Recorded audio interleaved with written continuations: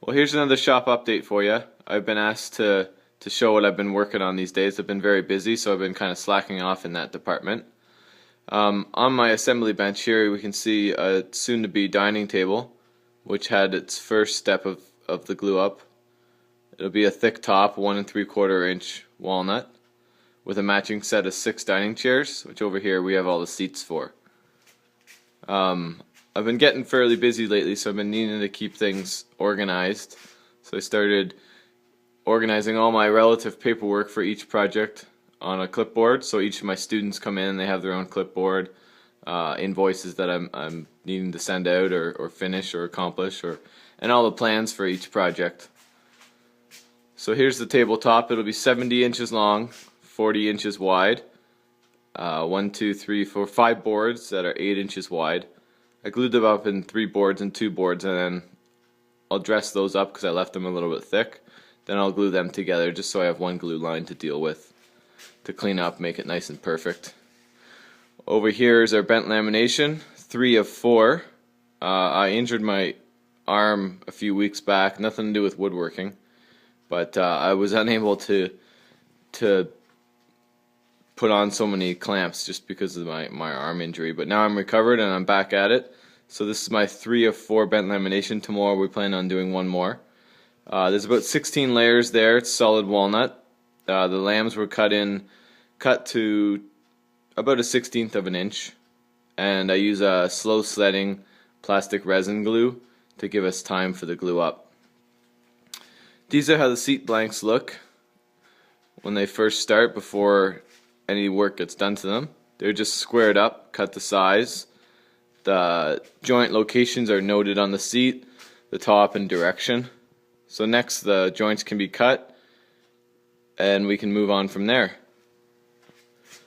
They're all walnut as well.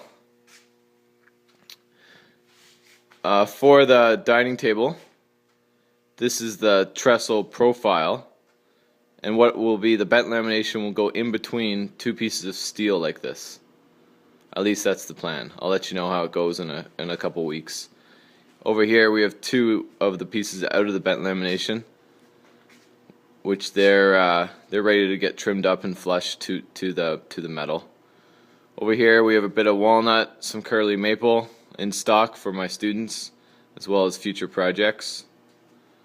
This is a student chair. This is a 10-day student chair. He's actually local from Milton, and he's just about done. He's got the rockers glued on now, so there's just some final sculpting and shaping down there. Of course, some sanding, and he has to do the finished sand, but he's very close there. I believe it's sanded up to 400. It's dusty. It's hard to see what's going on, but you can really see how nice the grain comes up when we sand so well. This one rear leg really has some neat grain patterns in it. And then the coopered headrest, which has the flowing grain in the same direction as the legs, as the seat, as the arms. He's done a very good job on the chair and has about a day of work left. And then he'll leave here with a fully finished chair. This chair here was from my student before last. He came from Vancouver, BC, Fred. He did the 6-day course, and this is about the condition of your chair when you leave. I need to ship it out to him. So it's fully fabricated, and some of the sculpting and sanding has been done on it. The back braces are fully done. You get a copy of all the templates, so you're able to reproduce this chair in your own workshop. This is a maple one which I built alongside Fred as he built this chair. It's a one-on-one course, so I build a chair, set up the machine, discuss what we're going to do, make the cut, and then you get to make the same cuts on your own chair. So you're making your own chair, doing all the work. This is a cherry chair which I made alongside Kevin. And this is a dining chair that I'm actually doing for the dining table, the 6 seats that are over there. The chair will have no arms, all those chairs anyways, and no splay. This chair actually has a 3-degree splay, so it gets narrower as it goes to the top. The other chairs will be armless and no splay. This is my most recently completed rocking chair.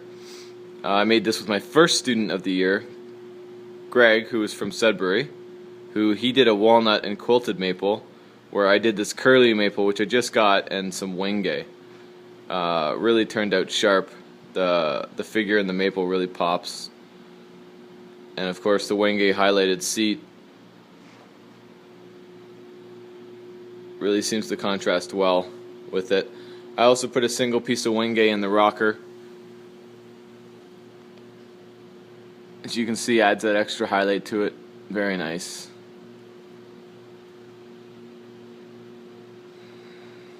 I cut a lot of laminations for the bent laminated work that I do, and I recently added this very small power feeder to my bandsaw, and it works very, very, very well, I must say. It saves my fingers from holding the blank at good pressure. I do need to adjust it in each time I pass the blank through, but it's very consistent cutting, very accurate, and very easy.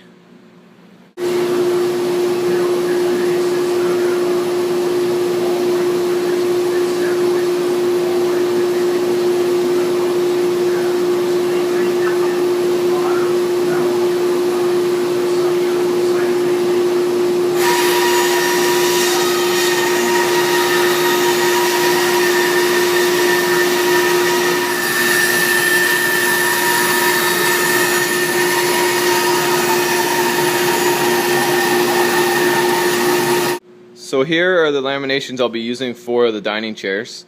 Will be highlighted with a bird's eye maple and walnut. So it's going to be bird's eye maple on the front of it. There's 6 laminations for each chair. So right there, I'm actually making 7 chairs.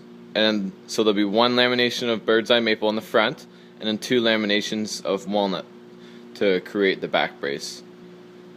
This is a very special bird's eye maple that I got. It's heavily figured, lots of eyes per inch, and as you see with the power feeder, gets really nice, clean, consistent cuts all the way through. So that's about that. Thanks for having a look at my projects I'm working on. Hopefully I can give you another update shortly.